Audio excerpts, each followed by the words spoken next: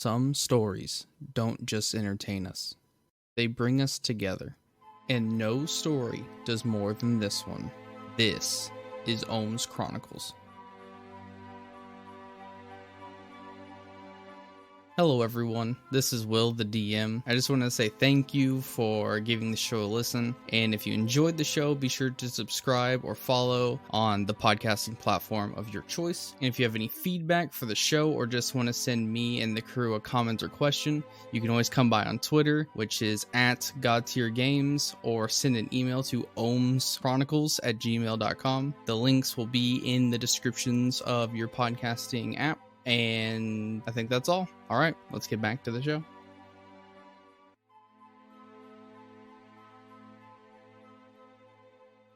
On the fifth night of fall, the company of Brandon Kane sleeps peacefully at the dropped anchored inn. Vendetta, the company's wilderness expert, wakes in the middle of the night with a great pain shooting into one of his eyes. The 6th, so it's like around midnight-ish, and it's late at night, and you are sleeping in the dropped anchor, and then sort of adjacent to your bed is Zudora. He's sort of sleeping with like two beds smashed together, and there's like this sporadic snoring. You're gonna wake up with a sudden burst of pain, and you're gonna immediately, your reaction will be to like grasp the optical around your right eye, and you feel blood aggressively dripping from it. And I'm going to need you to make a Constitution save. Oh god, this is not good. Not good. It's flaring up. Yeah, you managed to contain the bleeding. You contain it enough so that that eye remains functional. Thank god. Didn't lose it completely. You sort of have like, I imagine like a rag around your eye, and you're sort of just like dabbing the blood off. Yeah, yep. Alright, so I don't really sneak out. I just kind of walk out. But I write the letter, right? Oh yeah, you should probably write, a letter to Zudora, so it's not like... I go to try to find a pen, and as I go to pick it up, I like miss the first time. I'm like, oh shit, wow. Death perception's really off here. Zudora snores a little bit as you like miss the pen. It's like... I jump. I assume you're just gonna leave the inn, unless you're wanting to talk to somebody in the inn. No, I'm gonna try to scurry out without being seen. Well, not like sneaking, but just trying to get out. Leaving the dropped anchor, you find yourself on the docks, and all of that black charcoal dust seems to have disappeared for the time being. And in terms of people looking around, at most you're seeing like patrols of anywhere between 2 and 5 Templars sort of monitoring the docks. They're just sort of moving around with torches in their hands, sort of just keeping an eye on things. And besides the Templars, the only other people you'd really see out here are several dock workers, like basically just doing maintenance. They won't notice me. Nor do I care to acknowledge them. So is there a district in the city you would like to go? There are several districts that I know Vendetta knows of. There's a poor district, there's like your mercantile district, there's a noble district, and then there's a dwarven district. So I know this is a physical wound, but the wound now seems to be of more magical nature. Am I correct in assuming that? Do a medicine check. You probably don't think this is magical at all. Like this is some sort of disease or infection is your best guess. Okay. Then is there some kind of healing ward or doctor or even like a witch doctor, plague enthusiast, anything like that? Vendetta's best guess might be the mercantile district, just because, alchemy would probably take the most place there. Yeah, medicines, herbs, spices, stuff like that. Yeah, just like general. Like you don't go to the poor district to find a doctor, generally. Yeah, probably not. Hey, look at that shack over there. I bet you someone knows medicine. You would start to make your way to this mercantile, the place where you went for the bookstore. You'd be heading to that general area. You're sort of leaving the docks and you enter into this poor district. You would hear a soft whistle coming from like this dark alley that's the only thing you would hear from it besides the whistle is like dripping, like a drain dripping. not the most appetizing sound or alluring, but I'll check it out. So are you going into the alley? I'm gonna peek down it. Does it look like I'm gonna be jumped? Is it like one of those alleys? It's just like if you've ever been like Chicago or something, it's those like it's like the just a normal back alley in like a crowded city. Okay. Yeah, I'll poke my head in and see if I can see anything. Yeah, so as you peek your head into the alley, maybe 7 or 8 feet in front of you, you see a woman in this sort of dark gray outfit with silver buckles and buttons. She has very worn out black boots and gloves. Like, it seems like these have gotten an extreme amount of use and almost at the point where they need to be replacing or fixed. And she has very tanned skin with long curly black hair, and she is smoking this like short dark wood pipe. And when you approach, when you get within that 7 to 8 feet range, the scent that's coming off of this pipe is a mixture of like vanilla and rum and like dirty boot leather. And the smoke looks very like, if you could use the term, thick with smoke, almost like smog. Oh, can I tell her age? Yeah, she'd be somewhere in her late 20s, like 27. She would take the pipe out of her mouth and it immediately like set it on like someone's, like a random person's windowsill, and like immediately go reaching into her bag. She's like, "Oh, I have a few questions, sir. Are you available for a couple questions?" And she's like digging into her satchel. This isn't the best time. But sure. Yeah, I can take a few questions. Try to make it quick. She pulls out the stack of parchment that is basically the equivalent of a clipboard on a little piece of wood with like a little metal sprocket so the papers just don't go flying everywhere. And she's gonna grab the quill, dip it in the ink. Hi, I'm the leading journalist at Vox Populi. Are you a mage seeking escape from persecution from the Templars? No, I am not.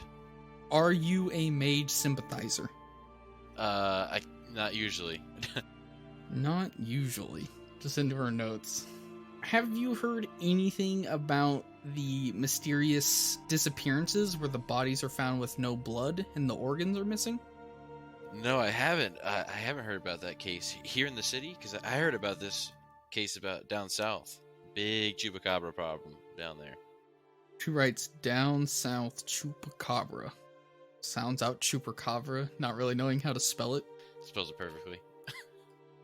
You see her, like, her eyes kind of glaze over a little bit, like, oh, I recognize you. Of course, you're one of the members of Brandon Kane's company. Is there anything you could tell us about your mission? Not really. Nope, not a thing. I kind of had to break off. I had a kind of a problem. That's what I'm on my way to go do. That's kind of what I'm out here for. So if we could wrap this up, that'd be great. What kind of problem are you having? This. I'm gonna whip off my hood dramatically. Oh, yeah, I know. The burns or the eye? Oh shit! Yeah, I guess I have multiple things wrong with me now at this point, huh? No, it's the eye. Yeah, the eye is acting up now. Okay. I assume you're not gonna go see the church about your eye. Probably not. I'm gonna go see a doctor, unless the church has a good doctor. You know of one? I don't know if they would be able to fix. And she's gonna put a like circle around your face, like with like the feather part. Like, I don't think they'd be able to fix this problem. But luckily, she's gonna throw all the stuff into her bag basically at once. There's only one doctor left in the city, since the other ones were either left or were charged with heresy. So you're not really gonna find any alchemists in the city. But there is one I know of. Well, it sounds like my bar is pretty low here, but I'm also very desperate, so who you got? We need to head to the center of the Merchants District. You know, where the big statue is? Ah, yes. Pass it on the way in. Perfect. And she's gonna, like, put the pipe in her mouth. And heading to the Merchant District, she would sort of just like, oh, you're Vendetta. I didn't give you my name. Hi, I'm Andrea Parker. Just sort of extend her hand as you're walking. Andrea, huh? Nice to meet you. Parker, where's that last name from? I'm from here. You must not be from here.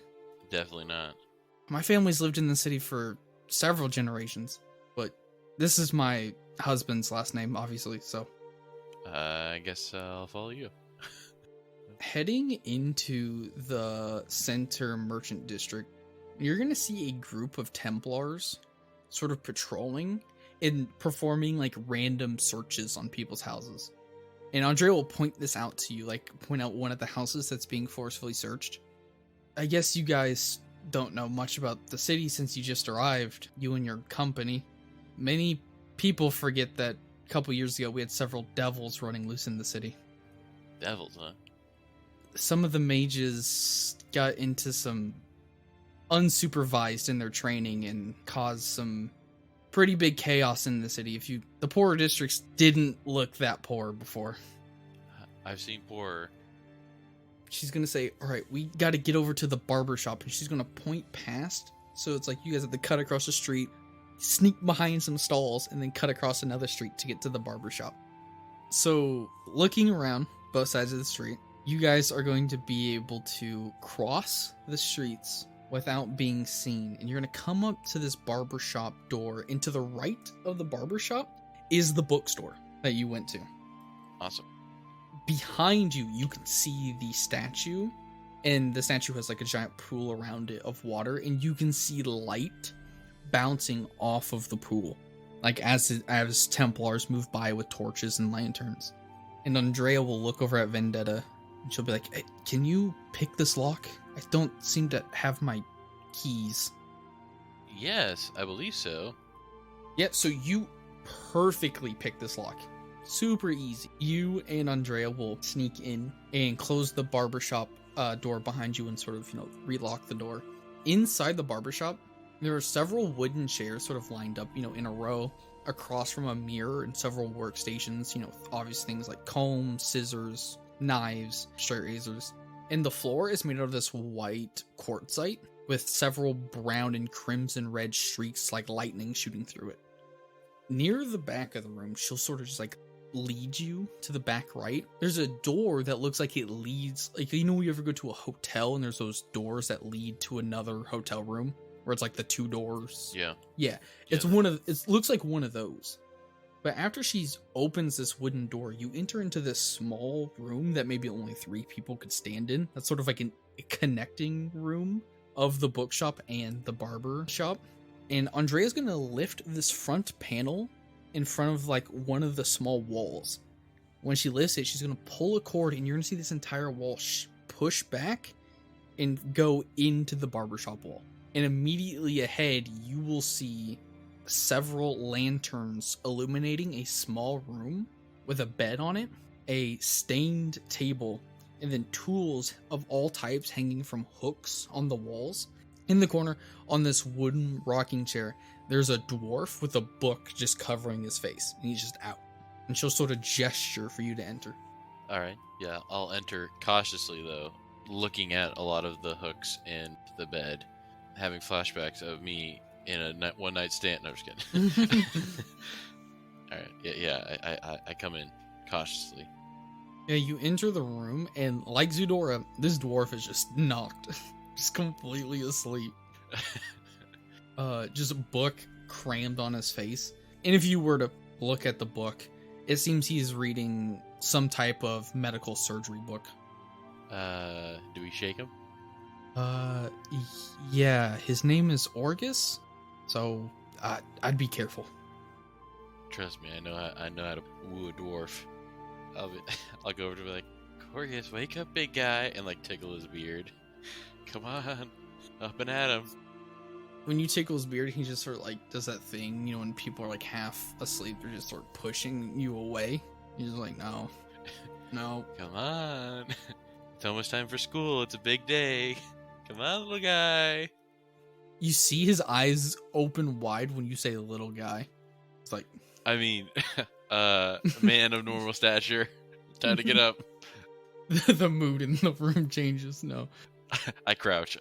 I'm walking on my knees now, just to make him feel better. No, but when you say little guy, his eyes will sort of like, oh, that is not a dream. And he'll sort of just stand up, and look around the room really quickly. You see that he is extremely clean compared to the rest of the city, even compared to the journalist, Andrea. He smells of pine and sage, like pine needles and sage. And he has this shorter white beard with no mustache. And he is completely bald on the top of his head. And his hands look pruny as if they've been like soaking in like he's been in a pool all day. Andrea, who is this in my office? Potential client. Yeah, potential client. He had some issues with his face. She's gonna sort of do the circle thing around your face again. Dun dun dun! I'm gonna whip off my hood. He screeches. Ah! I cover back up. Oh, he's gonna go over, grab the beverage that's next to his chair, like on a little desk, and just take a drink of it. Okay, let's take a look at you. I'm gonna need you to remove your hood. All right, I take it off less dramatically this time. Am I looking at your burnt face or My the eye? my right eye. Up here, eyes up here. Give me one moment, and he'll sort of sit there examining your eye. Yup. Mm-hmm. Yeah, as I expected. Were you hit by a troll or an ogre at any point? Yeah. On the backswing. You're lucky. Many people don't seem to survive that encounter. Yeah, I know. I'm the only one. It seems some of the troll or ogre's blood must have gotten into your eye, and it's been infecting it slowly over some time. Oh no. Do you want the good or the bad news first? And before you can say anything, Andrea from the bank just goes, "Oh, the bad news." I'm like, man. And then Andrea look at you like, "Oh, sorry." All right, bad news first. The bad news is I do not know of a cure for your infection. The trolls' recent evolutions have made it hard to study them. You'll need to find a professor from the college that studies trolls and medicine. You mean I can't just wash it out? It's not like what? It's not like one of those. This is where the good news comes in. I know of a tincture that could reduce the pain and slow the spread before it encapsulates your entire eye and then spreads to your brainstem. Oh, yeah. Let's have some of that, please. Andre will ask, how much does the ingredients for the tincture cost? Orgus will go, he'll grab another, not really a book, not like a bound book, but like if someone took a binder and didn't bind any of the papers and just shoved a whole bunch of papers in there. And he'll just start flicking through things, and he'll pull it out and be like, it seems the entire ingredients plus the services would be about 15 tuds. It'll say, ooh, ouch, ooh, a little steep there, Doc, but I mean, what can I expect? Any way that I can get the ingredients myself and save on the overhead? Andrea will speak up. I can pay for the 15 silver right now, if that works. And Orgus will he'll take the small bag of Andreas's money. But I also am missing an ingredient. I am missing bale root. It comes from the northern coast of La Fay, several hundred miles from here, but the church has seized all control of alchemical goods. So the only place that I know of in the city where to find it is the Templar stronghold or the warehouses, which are guarded more than the castle itself. So, pretty easy to get. Gotcha. What's so special about it? What it's going to do is there's a small amount of, I don't want to call it silver, but we will say a silver-like substance that's what's making your eye turn the color it is, and bale root stops the spread. What it does is it creates little, essentially barriers in where it's at, so it won't reduce the spread at all, but it'll just stop its progress for a short amount of times. It's the main ingredient. All the other things just make it so that you won't die while applying it to your eye. Interesting. Does it have any other uses? Because it seems like a lot of people it's pretty rare and heavily guarded. What are the other uses for it? Some actually believe it could actually be used to find other strange metals. Oh, very nice. Okay. I only work in the medical section of these ingredients, and The reason it's so controlled is just because the church has taken all alchemy goods. Like, it is hard to find anything, even distilled water sometimes. If I learned one thing in this life, it's always trust a dwarf about metals. So, guess you don't have a choice. Where's the stronghold that you're speaking of? The stronghold is 16 or so blocks toward the sort of in between the university and the church itself. It sort of sits in between one of the poor districts and this merchant district that we currently live in. Andrea will speak up. I think I have a solution. What's that? We can talk about it on the way to the Templar stronghold. Alright, I'm gonna glance at the dwarf. Is it because of him? Do you want to roll an insight check? Sure, yeah, do it. You definitely believe that she is hiding something. You don't know if it's like a source or piece of information, or she has like some ulterior motive, but you can definitely tell that she is hiding something. Okay. Like, she has something that she does not want the dwarf to hear. Okay. Yeah, I guess we'll talk about this later. I'll pull my hood up again. We'll say you leave this area, leave through the barbershop front door. And as you're exiting, Andrea will look over at you. I may know of an alternative solution for some bale root that hopefully won't get us hanged instantly if we're caught. I'm just gonna turn to her with my bloody eye and just give her a thumbs up. There's a river that flows into the city, and it flows through the docks, and it's how the sewers work. I've heard smugglers, they throw their goods onto this river, and under the bridges there are grates where the packages can't move through. If you don't mind swimming in raw sewage, there might be some bale root down there. Yeah, I guess I don't mind it, especially if it's life or death.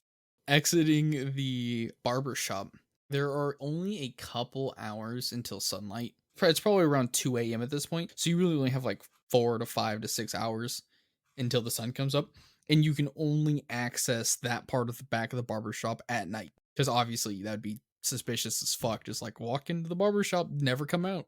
Yeah, I get you. And so you guys have to be quick moving through the city. Okay. So you two successfully make your way to a bridge that goes over this small part of the stream. And all around you are 2 to 3 story houses. And there's this massive clock tower in the university looming over this area.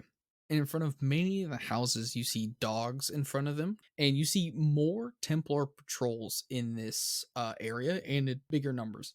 Below, there's the stream running under the bridge, and there is 2 iron gates sort of choking it on either side. So you just have like the iron, like the grid iron, so that the packages would stop, and then the water flows through it. And you can see at this part of the city, the water's still fairly bluish clear, but there's just this slight green tint. Yeah. Andrea would look over at Vendetta and be like, all right, dive in. You're looking for a root in a bag. Good luck. I'll keep watching. If anything happens, I'll improvise. All right, a root in a bag, huh? All right. How hard can it be in rainwater? Let's do it. So you dive into this clearish, gross kind of water. It's probably the same quality of water as if you went into like a pond. Yeah. Can I roll on my dive? My dive attempt? Yeah. I want to do a flip. Cartwheel, 1 somersault. Boop. Just a little drop. Once you're in the water swimming around, there are bags and packages kind of littering around this whole area. So I need you to roll a D10 for me. You grab this small package, probably a little bit bigger than an envelope, but it's like this really nice, well kept package, and it has a seal, a wax seal pressed into one end that's unbroken. Wow, fancy. Yeah, I'm definitely taking that. Or opening it. Should I open it or just take it? Is there any like tags or anything like to so and so from anything, or is it just like wrapped up? Well, you would see the wax seal, so if you want to do a history check. Oh yes, yeah, can do that. You would see that this is a message, is either from or to the Amari family. The Amari family are merchants in Armania, and they started the current revolution there. You can think of Armania as like a analog of Arabia. Okay, okay. And he has a package chilling for him at the bottom of a sewer. Alrighty. How big is the box? Did you say? Can I like throw it in a bag, or do I have to like go up and like drop it off? Can I hold on to it? The stuff that you find, you just automatically store on your Oh, person. okay, cool, awesome. All right, yeah, I'm storing that thing. We need another D10 roll, unless you want to stop. Probably not. You dive down, find this satchel that's choked off, and when you grab the bag, you feel it's kind of thorny. And when you pull it up and get above the water, you think you have found a bag of bale root. Oh, nice, awesome. Andrea's going to say, seems like some guards are coming. Now, here's a choice. Do you want to get out now, or do you want to see what's in the box? Get out now or see what's in the box. I'm gonna see what's in the box. I have to. All right, give me another D10. So searching the bottom, you're like, oh man, I found this note from this famous revolutionary. I found the exact herbs I need. And you go reach down and you pull and you're like, oh my lord, this is heavy. Like I'm swimming trying to pick this thing up. And you pick it up, carry it to the surface, Oh god. and you open it, 3 iron ingots. 3 iron ingots. Okay, okay. I mean, it's not too bad. Yeah, that's not a bad haul. I'll let you know there were worse things. So Oh god. So as you get the ingots and you're like looking through them, Andrea's like, oh no, and she dives into the water. Like she didn't have time to confront the guards. Like I'm going, and as she's diving in, you hear like a suction noise, and you can see where you're at.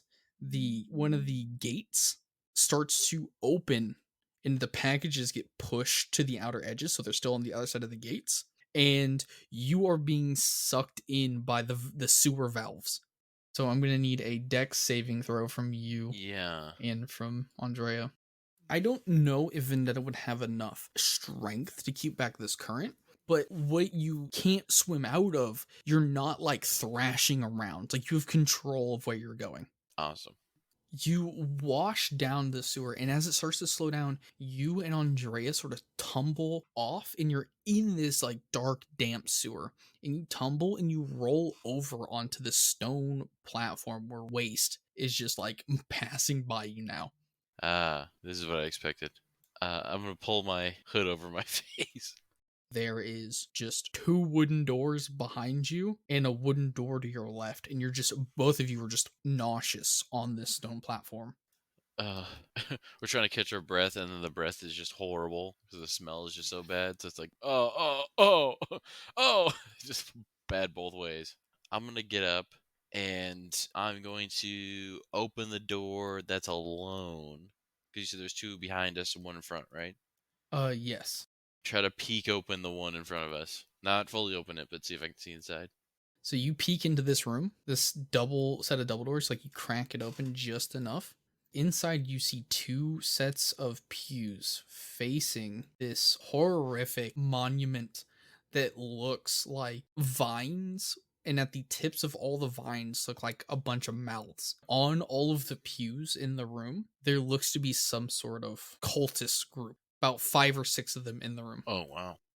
I think that's where we'll end. Well, I didn't die.